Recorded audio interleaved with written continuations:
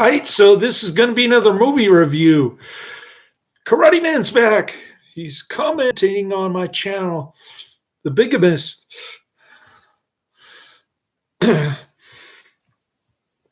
He's telling me about French Connection too. I wasn't crazy about the first one like Adrian was. I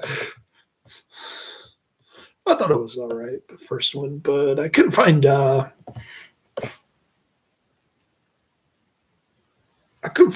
Netflix, and there wasn't a free version on YouTube, so forget it. Another wasted Karate Man recommendation, but I have a feeling he's running out of movies to recommend.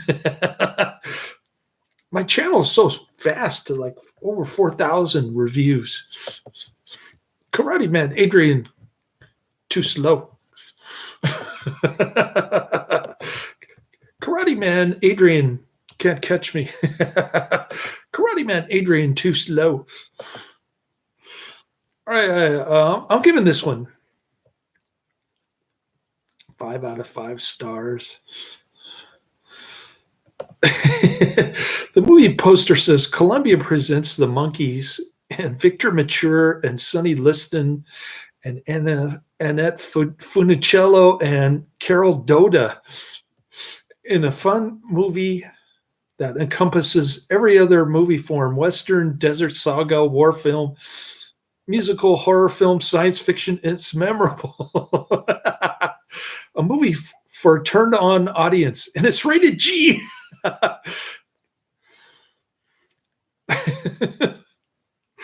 Oh my gosh.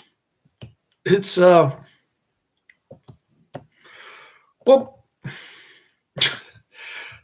I love this film. Nobody saw it when it came out, and the monkeys kind of disappeared afterwards.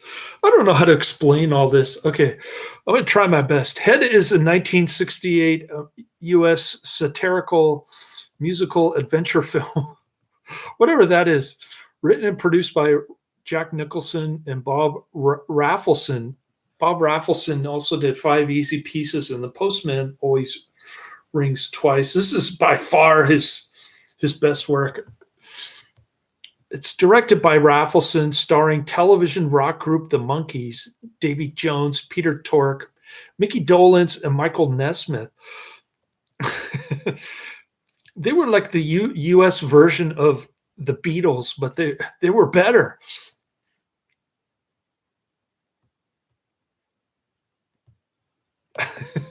What was my favorite Monkey song?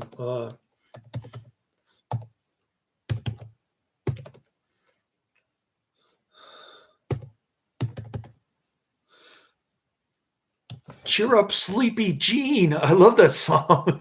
Daydream Believer.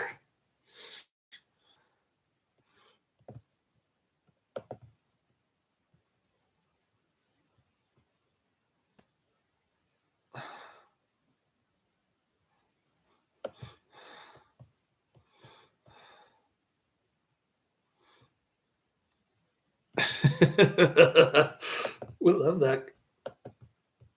We love that song on this channel. This movie was distributed by Columbia Pictures. During production, one of the working titles for the film was Changes, which was later the name of the album by the Monkees.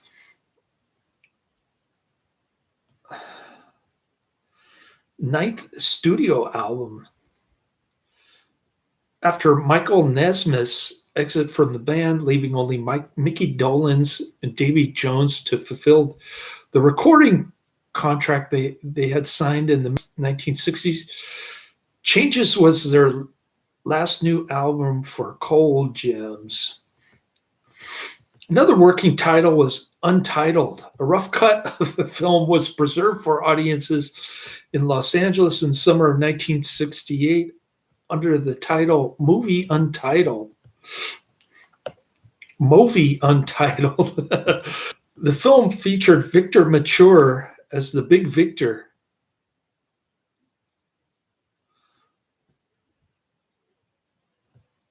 And cameo appearances by Nicholson, Terri, Garr, Carol Doda, Annette Funicello, Frank Zappa, Sonny Liston, Timothy Carey, Percy Helton, and Ray Nitschke. Also appearing on the screen in brief non-spoken parts are Dennis Hopper and film choreographer Toni Basil. Head begins at the dedication. This is a great beginning. First paragraph. The ending is great too. It's like watching a Fellini film where some Italian dude is stuck in traffic and he's floating in the air. That's what the beginning and the ending of Head is like. Head begins, and Rafelson said that he and Jack Nicholson wrote it while they were high on LSD. This is actually better than Easy Rider, believe it or not. Head begins at the dedication of the Gerald Desmond Bridge in Long Beach, California, which is where I had my honeymoon for my second marriage. As a local politician struggles with his microphone during the dedication speech, the Monkees, Mickey Dolenz, Davy Jones, Peter Tork, and Michael Nesmith suddenly interrupt the ceremony by running through the assembled officials to the sound of various horns and sirens. Mickey then jumps off the bridge into the water below. He floats around unconscious as several mermaids attempt to revive him.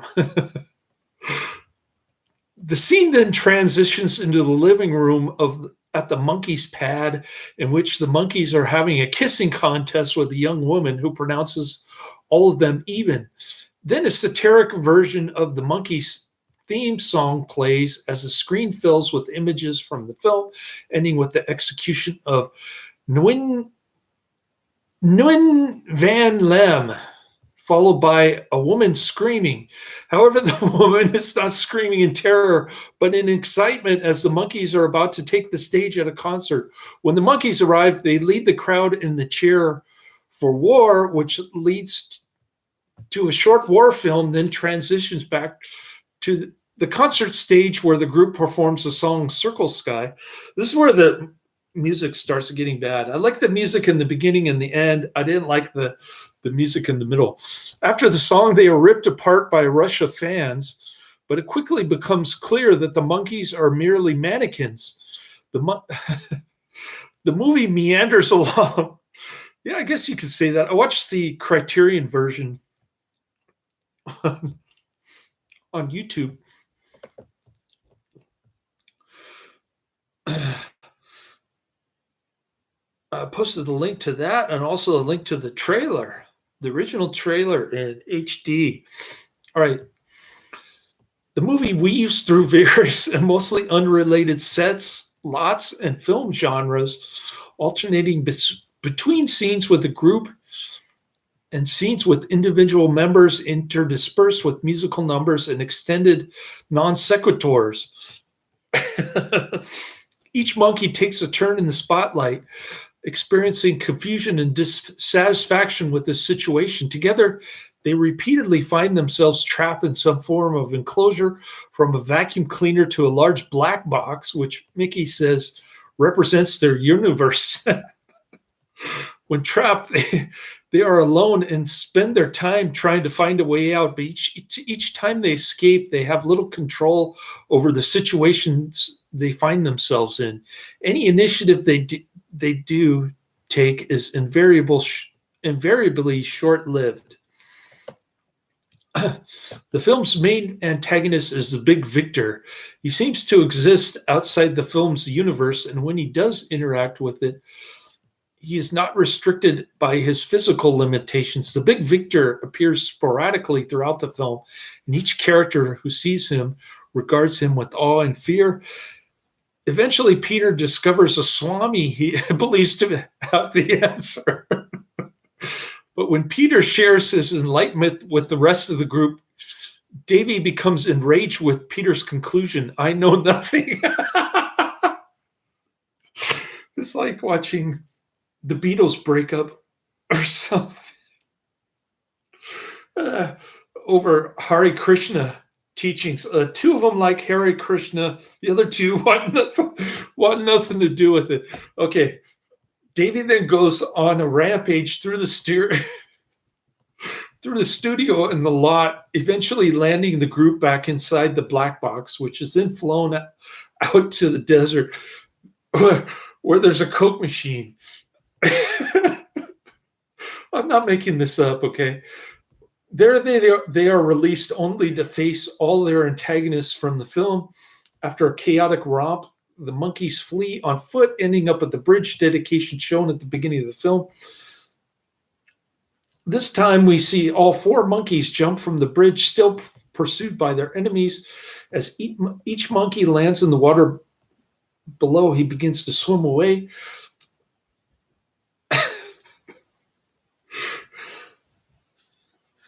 Oh, man. This was great. I think I watched the original cut, 110 minutes. I'm not sure. I watched the Criterion version anyway.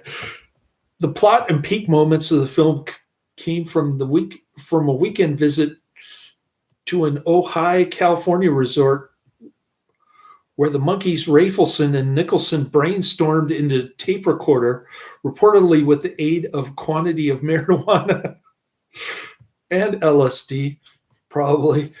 Jack Nicholson then took the tapes and used them as the basis for a screenplay, which, according to Rafelson, he structured while under the influence of LSD. When the band learned that they would not be allowed to direct themselves or to receive screenwriting credit, Dolenz, Jones, and Nesmith staged a one-day walkout, leaving Tork, the only monkey on the set, the first day. The strike ended after the first day when, to mollify the monkeys, the studio agreed to a larger percentage share of the film's net to the group, but the incident damaged the monkeys' relationship with Rafelson and Bert Schneider and would effectively end their professional relationship together. Filmed from February 19th to May 17th, 1968, at Columbia Pictures Screen Gem Studios at Sunset and Gower, Hollywood, California, and at the Columbia Ranch in Burbank, California, as well as on various locations in California. Ribbon cutting ceremony, Jarrow Desmond Bridge, Long Beach, California. Factory sequence, Hyperion sewage treatment plant, Playa del Rey. Desert sequence, Palm Springs, California. Concert sequence, Valley Music Hall, Salt Lake City. And Mickey's underwater sequence, the Bahamas. The footage featuring actor Bela Lugosi saying the line, "Supernatural, perhaps, baloney, perhaps not," is sourced from the 1934 film The Black Cat, which Adrian always talks about. Love The Black Cat. One of my favorite Bela Lugosi movies of all time. While the film's music disappointed fans of the band's more traditional pop sound, it features what some critics consider to be some of the Monkees' best recorded work, including contributions by Carole King, "It's Too Late," and Henry Nilsson. I got that Carole King song on my head because I've been taking these acetyl L-carnitine alpha-lipoic acid pills, and it's making me remember all my childhood memory 70s music songs. "It's too late." And I'll just yell it in my house or in my car. People think I'm crazy. Anyways, "It's too late." Jack Nicholson compiled the soundtrack album, which approximates the flow of the movie and includes large portions of the dialogue. The film's incidental music was composed and conducted by Ken Thorne, who also composed and conducted the incidental music to the Beatles' second film, Help. I don't know if I've seen Help. I've seen Hard Day's Night. The film's most famous song, Porpoise Song, appeared at the film's start and finish. I love the Porpoise song. Bright color filters heighten the visual effect and dreamlike touch of the passages. I love the color filters. I love this flick, which includes mermaids rescuing member Mickey Dolenz in the film's start. It was a psychedelic touch, recalling some visual and musical moments used for the Beatles television film Magical Mystery Tour and their animated feature film Yellow Submarine, and was directed by George Dunning. Andrew Sandoval, author of The Monkees, the day-by-day story of the 1960s TV pop sensation, commented that it has some of their best songs on it, and the movie's musical performances are some of the most cohesive moments in the film. The music of the Monkees often featured a rather dark subject matter beneath a superficial, bright, uplifting sound. The music of the film takes the darkness and occasional satirical moments of the Monkees' earlier tunes and makes it far more overt, as in Ditty Diego or Daddy Song, which has a Jones singing an upbeat Broadway-style number about a boy abandoned by his father. In his 2012 essay on the soundtrack album, academic Peter Mills noted that on this album, the songs are only part of the story, as they were with the Monkees project as a whole. Signals, sounds, and ideas interfere with each other throughout. The soundtrack includes the Porpoise song theme, Jerry Goff and Carole King. I forgot to give Carole King credit for the music. Ditty Diego, Bob Rafelson, and Jack Nicholson. Circle Sky, Michael Nesmith. Can You Dig It, Peter Tork. As We Go Along, Carole King and Toni Stern. Daddy Song, Harry Nilsson. Long Title. Do I have to do this all over again? Peter Tork. Excerpts for the film, spliced in random order, is not connected to the film itself. Let's see. Trailer summarized it as a most extraordinary adventure, Western comedy, love story, mystery, drama, musical, documentary, satire ever made, and that's putting it mildly. There were no pictures of the monkey on the original poster, only a picture of John Brockman, who did the PR for the film. Head was one of the first films to be advertised with an MPAA rating, with newspaper advertisements in New York daily papers on November 1st, 1968, displaying a G rating. Another part of the promotional campaign was placing head stickers in random places. Rafelson commented that he and Nicholson were arrested at the New York City premiere on October 6th for trying to put a sticker on the police officer's helmet as he was mounting his horse. A poor audience response at the August 1968 screening in Los Angeles eventually forced the producers to edit the film from its original 110-minute length. The 86-minute head premiered. Oh, I guess I did watch the 86-minute version. 110. That's almost 2 hours. The 86-minute head premiered in New York City on November 6, 1968. The film later debuted in Hollywood on November 20th. It was not a commercial success. This was in part because Head, being the antithesis of the Monkees sitcom, comprehensively demolished the group's carefully groomed public image, while the older hippie counterculture audience they had been reaching for rejected the Monkees' efforts out of hand. The film's release also was displayed partly because of the use of solarization, a then new technique, both laborious and expensive, and badly underpromoted.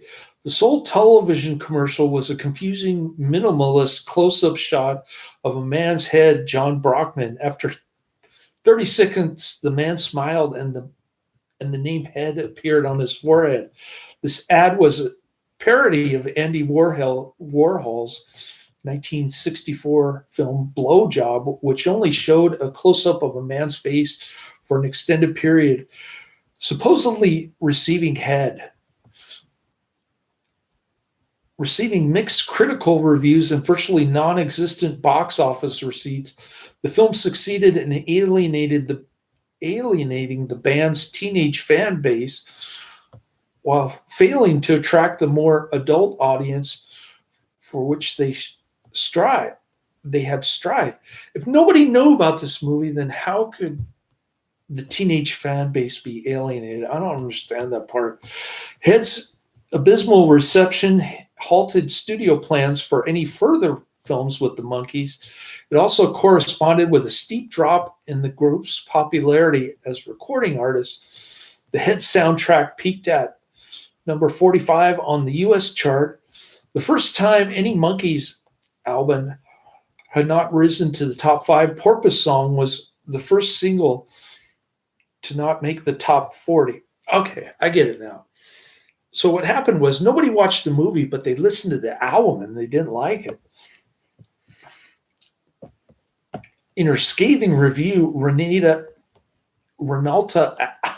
Adler of the New York Times commented, Head might be a film to see if you've been smoking grass or if you'd like to scream at the Monkees or if you're interested in what interests is drifting heads and hysterical high school girls. Yeah, we like all that stuff. She added that the group are most interesting for their lack of similarity to the Beatles. Another good quality. Going through Ersatz Beatles songs and jokes and motions, their complete lack of distinction of any kind makes their performance modest and almost brave. Daily Variety was also harsh, stating that Head is an extension of the ridiculous nonsense served up on Screen Gems vid series that manufactured the Monkees and lasted 2 full seasons, following the same format and ostensibly appealing to the same kind of audience. But the review applauded Rafelson and Nicholson, saying that they were wise not to attempt a firm storyline, as the Monkees have established themselves in the art of non sequitur and outrageous action. Giving them material they can handle is good thinking. Asking them to achieve something more might have been a disaster. Funicello said when she saw the film, it made no more sense to me than it ever had when she read the script, but it was challenging, offbeat role, and I was happy to play it. Home media. The film was released on September 8, 1986 on VHS, Beta, and Laserdisc. It was re-released on VHS on January 5th, 1995. It was released on DVD twice, first as an individual release on June 12, 2010, then again on December 14, 2010, as part of the Criterion Collection box set, America Lost and Found, the BBS story. That's the version that I watched. It was released on Blu-ray twice, first on November 23rd, 2010 as part of America's Lost and Found, then again on July 8th, 2016 as part of the Monkees, the complete TV series Blu-ray box set. Head has developed a cult following. Yeah. We like cult movies on this channel. We call all our playlists on this channel cult movies. Head has developed a cult following. Leonard Maltin describes it as delightfully plotless and well worth seeing, given the film 3 out of 4 stars, while Rotten Tomatoes gives the film 75% rating. Head premiered on television across the board as a CBS late movie on December 30th, 1974, and the network rebroadcast the film on July 7th, 1975. Cable TV took hold in 1981 when Head began periodically showing showings on Spotlight Cinemax began airing the film in 1984 in the UK. Channel 4 also aired it on British TV in 1986 and 1991. It was later shown regularly on Star Cinema, and in 2007, Turner Classic Movies featured the film as part of TCM Underground, showing the film unedited and its original aspect ratio.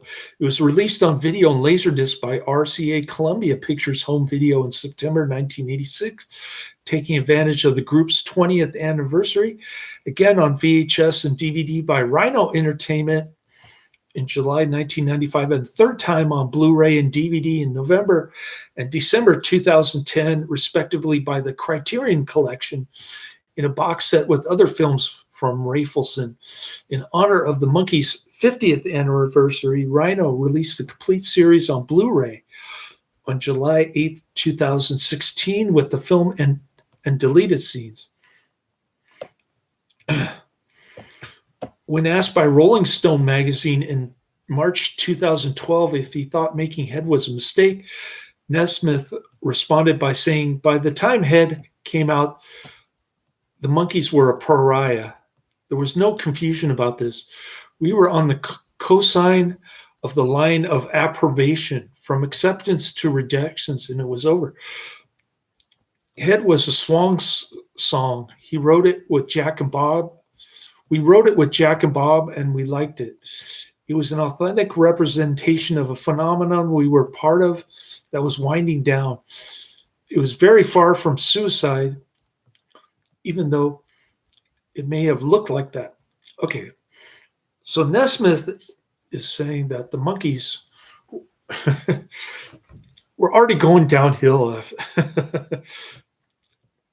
right around the time of the end of their TV show that lasted for 2 seasons. So Head was just the final nail in the coffin, I guess, from a musical standpoint. I guess is what he's trying to say. There were some people in power, and now not a few critics, who thought there was another decision that could have been made, but I believe the movie was an inevitability. There was no other movie to be made that would not have been ghastly under the circumstance. A decade earlier, in his commentary for the television series Fairy Tale, Nesmith called the film "The Murder of the Monkees," an intentional motive by Schneider and Rafelson, who had their eyes on bigger goals and felt that the Monkees project was holding them back. Bassist Tork echoed a similar statement during the Monkees' 2001 interview on the VH1 series Behind the Music. Also in the 2001 interview, Davy Jones acceded to the notion that the Monkees should never have made the movie at the time. For all the negative remarks, there have been some positive comments showing Dolenz, whether knowingly or unknowingly, as a fashionable trendsetter, is straight out of Colompton.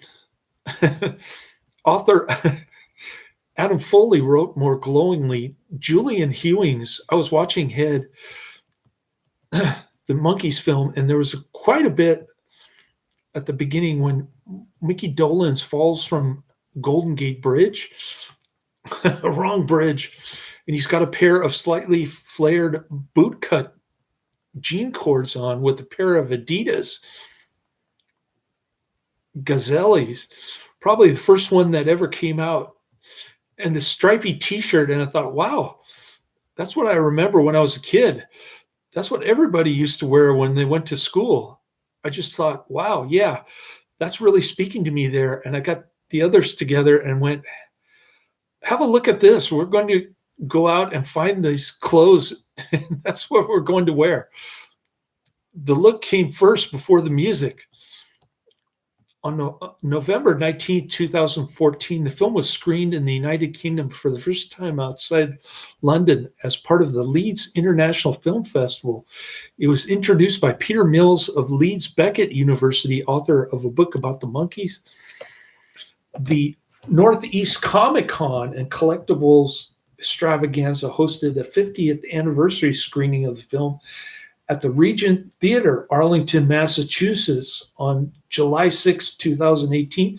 Portion of that screening benefited the Cystic Dreams Fund, a 501c3 nonprofit organization, and Dolenz conducted a lengthy question and answer before introducing the film.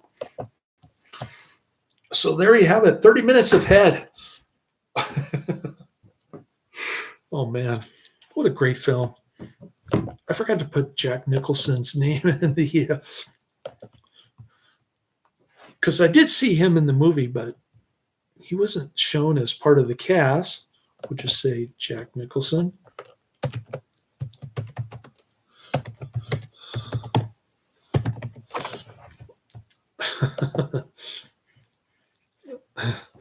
They didn't put him in the cast when I did a Google query, so I just inserted his name in the description as part of the cast, which wasn't in the Google query. Daydream believer, cheer up, sleepy Jean. Oh, what can it mean to a daydream believer and a homecoming queen? Cheer up, sleepy Jean. Oh, what can it mean? We love that song. All right. we love the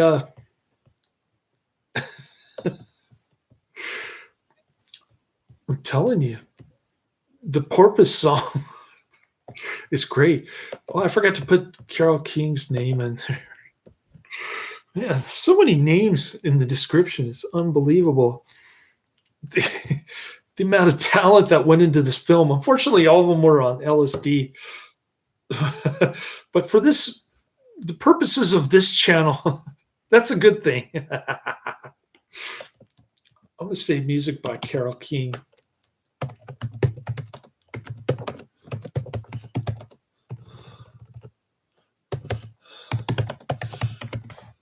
Carole King was so beautiful in the 70s. She didn't wear any makeup. She got beat up by her third husband. And she was a stupid environmentalist. Another wasted talent. I guess she used to hang out with